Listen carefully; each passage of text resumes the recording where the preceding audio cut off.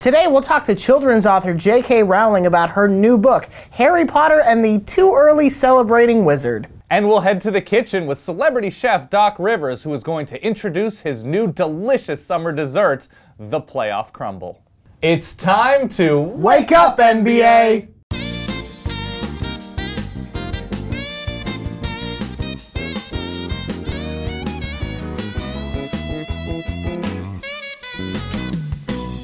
Welcome to Wake Up NBA, brought to you by the Microsoft Surface. His name is Ryan Nanny. My name is Dan. We're going to have our big and small storylines, as well as our huge question about the conference finals moving forward. So we'll start with you now that we do have the conference final matchups. Yeah. What is your big storyline that you're looking forward to? Let's go literally big. Literally big. Dwight Howard. Yeah. What a turnaround he had. I mean, as much as that series was about the Clippers just wasting a beautiful opportunity and allowing, only the 9th team in NBA history to come back from 3-1? Yeah. I think a large part of that was Dwight was just a monster on the boards. Yeah. He got at least 15 rebounds in games 5, 6, and 7. He was much better defensively for them, and he actually stayed on the court. Mm-hmm. Like, how many times have we seen Dwight Howard pick up, that stupid 4th foul early in the second half, or just get 2 fouls quick in the game?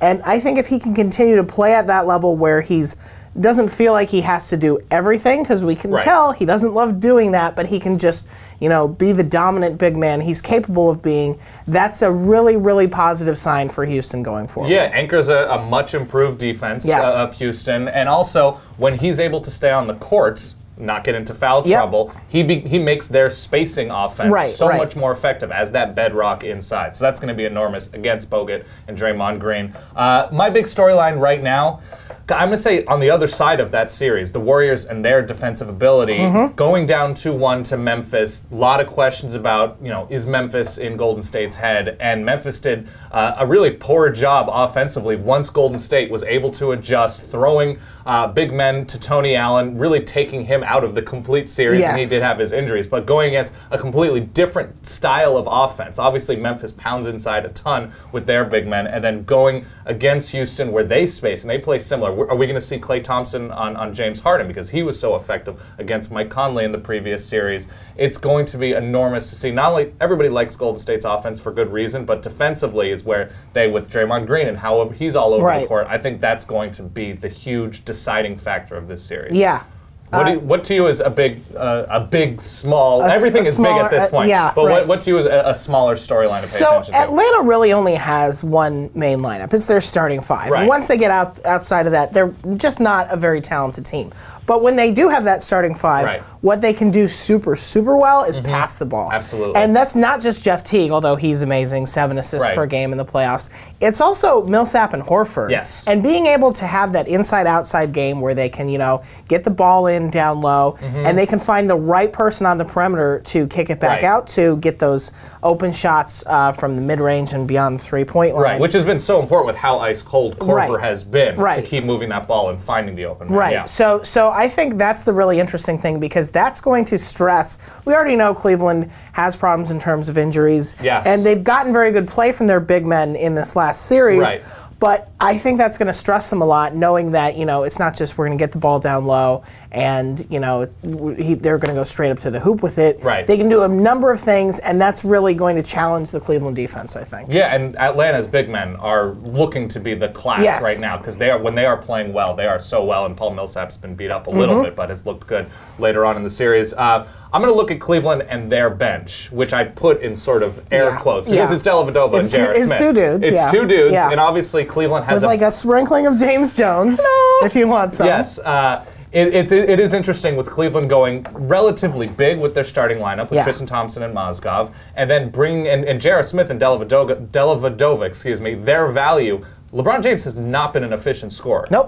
In the last 5, 6, 9 games, whatever it has been. And for Dellavedova to give them that spark, J.R. Smith, other than I think it was a bad game 5, I might be wrong on that, he's been hitting 50% of his threes. And that has been so enormous because they have needed every single one of those shots. So Cleveland, can they win? And it's something you mentioned with the thin bench of Atlanta. Cleveland themselves with an extremely thin bench. So we're going to be seeing huge minutes, I feel like, from the starters in this series. And then if Smith and Dellavedova can give them that burst, I think that's going to be enormous. Yeah, and that sort of dovetails into my question about that series, which is, can Cleveland keep this series at a very low pace? They're at the bottom. They're at the bottom of every team in terms of playoff teams, that is, in terms of pace.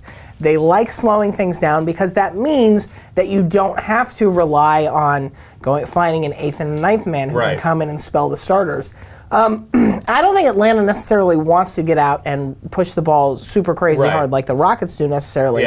But the thing about the Hawks is that they rely on points off turnovers. They're getting 17 points off turnovers per game in the playoffs, and that's the kind of thing where the pace can kind of get upended for the Cavs. If they're sloppy with the ball, which LeBron has been at times in this playoffs, and if they're letting Atlanta get easy buckets, that's where the plan to just sort of slow everything down and not get everybody too worn down can get out of hand real quickly. Yeah, and there's two big teams coming into the playoffs, the 2 #1 seeds, where everybody thought, oh, well, they'd shoot too many jump shots. They're not built to go deep into the playoffs. Now we have Atlanta and Golden State in the conference finals. So on that note, with Houston, because they do play a mix, they do spread the ball out, they've needed burst scoring or burst performances, whether it's Pablo Prigioni just on defense, but Trevor Ariza goes for 22 and is enormous on both sides of the court, guarding everybody and just hitting every three in huge spots. And then Josh Smith, he's efficient scoring. He didn't give them a ton in Game 7 beyond that, but to go 6 of 10, that's all you really need from him in 22 minutes. Josh Smith is pretty good at giving you the,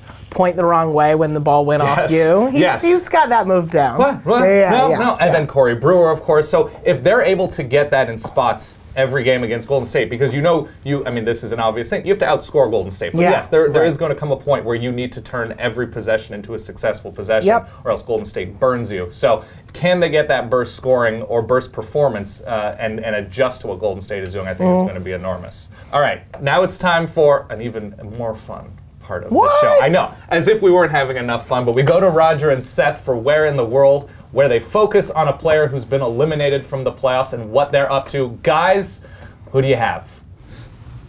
Thanks, guys. Today we decided that we would talk about the NBA's biggest superstar, LeBron James. Yeah, guys, LeBron James definitely still in the playoffs, plays for Cleveland, the team we've been talking about for a while here, Eastern Conference finalist. Ring a bell? Guys, LeBron hasn't been on the Cavs since, 2010? Yeah, remember the decision? It was kind of a big deal. Are you thinking of Timofey Mozgov? Oh, they must be thinking of, Anderson Varejao. Fellas, cannot stress enough, LeBron is on the Cavs once again, opted out of his contract with the Heat, wrote a whole long letter about going back home. It's been a whole thing with him and Kyrie Irving and Kevin Love. It's been a huge story all season long. Oh no, that makes so much sense now. You got us there. All right, thank you as always. I promise they're going to get better. Don't thank them. No, I think they gave us their time. They didn't give us their effort, but they gave us their time, and I am appreciative of that. Thank you everybody for watching Wake Up NBA, brought to you by the Microsoft Surface. We're here all during the playoffs. We'll see you next week.